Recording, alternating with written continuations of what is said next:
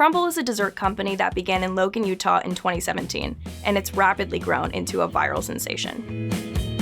Known for its oversized treats, Crumbl's success is fundamentally tied to its digital strategy. Social media was their entire strategy from the very beginning, focusing on visually appealing products and branding. This digital-first model fueled their explosive growth to more than 1,000 stores across the US and Canada, netting $158 million in revenue from franchise royalties by leveraging the power of social media virality. What we know about Gen Z and the generations around them is that they're a snacking generation. And so there's something very relevant about Crumbl with the way that this generation eats. This is a very much, the treat yourself time, right? And so there is this sense of like, what is the new thing I'm going to try? And so they have tapped into that very, very well and built into their business model continuous ways to surprise people and delight people. So what we're seeing is a huge rise in snacking culture, and so people are eating a lot more in between meals. But Crumbl cookies are obviously a lot more than just a snack. They're kind of almost like a mini meal. It's this sort of event eating, and consumers are seeking pleasure, they're seeking escapism, and really that's what the Crumbl cookie delivers, is an excess of all of those things. Crumbl has an impressive 10.4 million followers on TikTok. That's more than Starbucks, Dunkin', and Krispy Kreme combined. In total, more than 107 million TikTok videos mention Crumbl, several of which have clocked up hundreds of thousands of views. Crumbl's marketing success story starts with their product. These cookies are large, visually striking, and unapologetically decadent, setting them apart from more subtle offerings. But their success goes beyond just the taste. The entire experience of discovering and enjoying a Crumbl cookie is a crucial ingredient in their winning formula.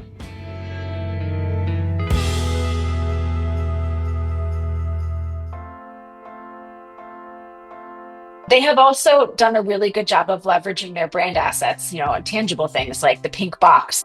The cookie is very recognizable. Cookies in general are very replicable, but the Crumbl cookie is very obvious online. It's a very distinctive look, a very distinctive color and size, and so it's very part of the experience is seeing that very recognizable food item. Also the fact that they're really photogenic, so I could probably even take a good photo of them. So they take their photos, sort of shot from above, it looks really Moorish, but actually consumers can also take their photos and almost feel like they're the content creators. And what is particularly interesting, I think, about this kind of food is that they are creating food, but Crumbl are also content creators. They're creating these videos, they're creating the flavor ideas, they're creating the drop. There's very much a sense that you're consuming the content as much as you're consuming the cookie. Co-founder and CEO Jason McGowan even told us much of Crumbl's focus on branding and storytelling was intentional from the beginning. Our very first marketing channel was social media. Right when we got off the gate, even when we were opening our very first store in Logan, Utah, we invested in telling people the story and having them walking behind the scenes of our store getting built out, and the struggles that we faced as entrepreneurs and how we could grow up that store. And so it hasn't been something that's been tacked on or a side strategy or something that we put a little dollars behind.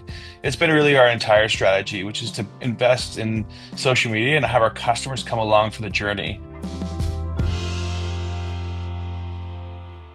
Crumbl has benefited from collaborations with high-profile brands, such as the Kardashians, Dove, and Olivia Rodrigo.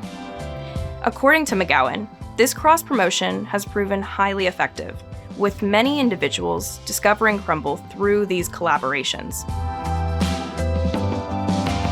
Crumbl gets to leverage, their knowledge of and their access to a very desirable audience. And at the same time, I think for a snack brand to partner with brands outside of the food space really gives additional cultural relevance and allows the brand to go beyond just that snack occasion in their marketing and really thinking about what those other brands bring to the table. But it goes back to that cultural relevance, and that's what's so important for Crumbl to maintain is how popular they continue to be. Crumbl has also found great success using the power of user-generated content, or UGC.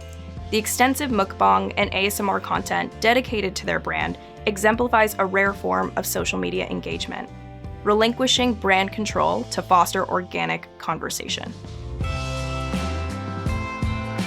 Consumers love to express their preferences, and so they've created this ecosystem that is through their app, but also through their social media, where people share what they think every week, and there's new things to comment on, and that helps influencers have content.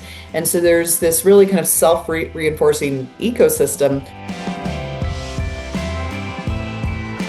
I think it definitely has a success in the sense that you're getting those two different kind of markets and two different audiences coming together.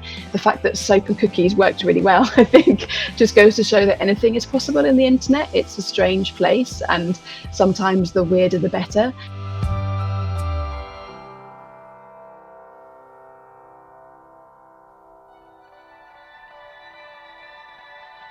Crumbl's success stems from selling more than just cookies. They offer an experience rooted in anticipation and scarcity. Each Sunday, the one day Crumbl is closed, they announce a limited flavor for that week that will be available Monday.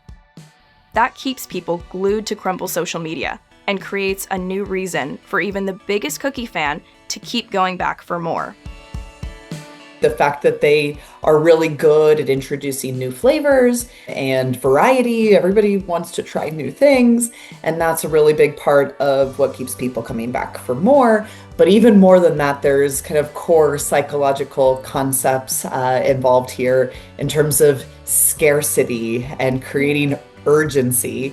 There's the sense that if I don't go this week, I'm going to miss out on something. That FOMO, that's really key to what keeps consumers coming back. And of course, we know from business fundamentals that you need loyalty and customer lifetime value in order to succeed.